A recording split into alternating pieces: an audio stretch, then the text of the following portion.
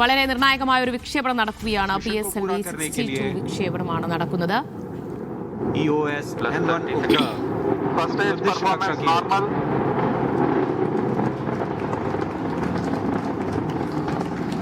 Shah ground station is tracking presently for 70 seconds after a lift of the S139 motor, and the two strap-ons will together develop thrust. प्रथम चरण का निष्पादन पूरी तरह सामान्य, यान अपेक्षित पथ का अनुकरण करता हुआ जा रहा है. Shaft to engine main auto.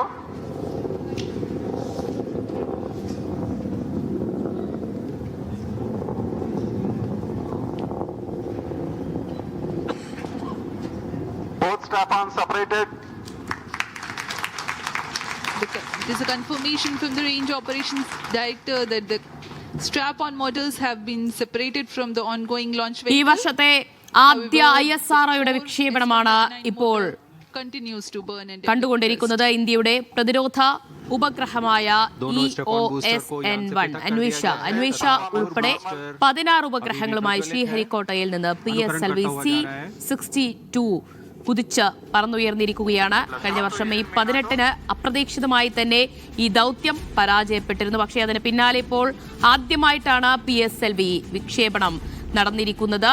2 solid strap on മോട്ടോറുകളുള്ള PSLV DL വേരിയന്റ് ആണ് ഇത്തവണ ഉപയോഗിച്ചിരിക്കുന്നത് എന്ന ഒരു പ്രത്യേകത കൂടിയുണ്ട്. അപ്പോൾ DRDOയുടെ നേതൃത്വത്തിൽ വികസിപ്പിച്ച അത്യാധുനിക ഭൗമ നിരീക്ഷണ ഉപഗ്രഹമായ അന്വേഷയും വഹിച്ചുകൊണ്ടാണ് ഇപ്പോൾ PSLV C62 ശ്രീഹരിക്കോട്ടയിൽ നിന്ന് കുതിച്ചുയർന്നിരിക്കുന്നത്.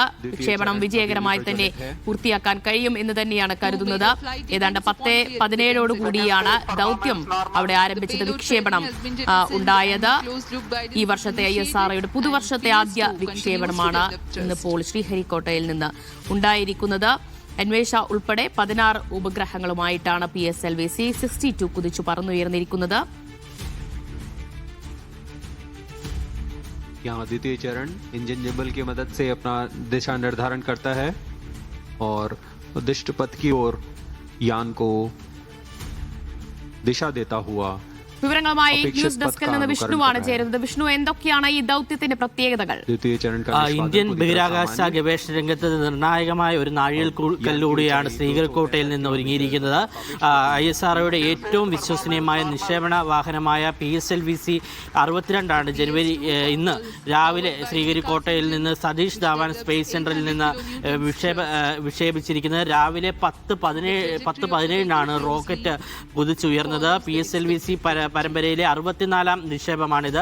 കഴിഞ്ഞ വർഷം PSLV C61 വിക്ഷേപണത്തിലുണ്ടായ തിരിച്ചടിക്ക് ശേഷം PSLV C നടത്തുന്ന ആദ്യ ദൗത്യമെന്ന നിലയിൽ ഇതിന് വലിയ പ്രാധാന്യമാണുള്ളത്. ചന്ദ്രയാൻ മംഗൾയാൻ ദൗത്യത്തിലൂടെ രാജ്യത്തിന്റെ അഭിമാനം ഉയർത്തിയ PSLV Cയുടെ 5ാമത്തെ DL വേരിയന്റ് നിക്ഷേപണമാണിത്. 2ാം സ്ട്രാപ്പ് ഓൺ ബൂസ്റ്റുകളാണ് ഈ വാഹനത്തിന് കരുത്ത് പകരുന്നത്. ISROയെ സംബന്ധിച്ച് ഏറ്റവും ചരിത്രപരമായ ഒരു നാഴികക്കല്ല് കൂടി രചിച്ചിരിക്കുകയാണ്. 2026 നമ്മുടെ ബഹിരാകാശ കേന്ദ്രത്തിലേക്ക് ISROയിൽ നിന്ന് ഒരു റോക്കറ്റ് കൂടി പറന്നുയർന്നിരിക്കുകയാണ്. വളരെ നിർണായകമായ ദൗത്യം തന്നെയാണ് ശ്രീഹരിക്കോട്ടയിലെ സതീഷ് ധവാൻ സ്പേസ് സെന്ററിൽ നിന്ന് ഇപ്പോൾ ഉണ്ടായിട്ടുള്ളത്. PSLV C62 വിക്ഷേപണമാണ് നടന്നിരിക്കുന്നത്. രാവിലെ 10:17 ശ്രീഹരിക്കോട്ടയിലെ സതീഷ് ധവാൻ സ്പേസ് സെന്ററിലെ 1ാം വിക്ഷേപണ തറയിൽ ഇപ്പോൾ വളരെ വിജയകരമായി പൂർത്തിയാക്കിയിരിക്കുന്നത്. 2026 ISROയുടെ ആദ്യ വിക്ഷേപണ ദൗത്യമാണ് ഇത് എന്ന ഒരു വലിയ പ്രത്യേകത കൂടിയുണ്ട്. 2025 മെയ്യിൽ ഈ ദൗത്യം പരാജയപ്പെട്ടിരുന്നപ്പോൾ ആ പരാജയ ശേഷമുള്ള PSLVയുടെ വലിയ തിരിച്ചുവരവ് തന്നെയാണ് ഇത്തവണ ഉണ്ടായിരിക്കുന്നത്.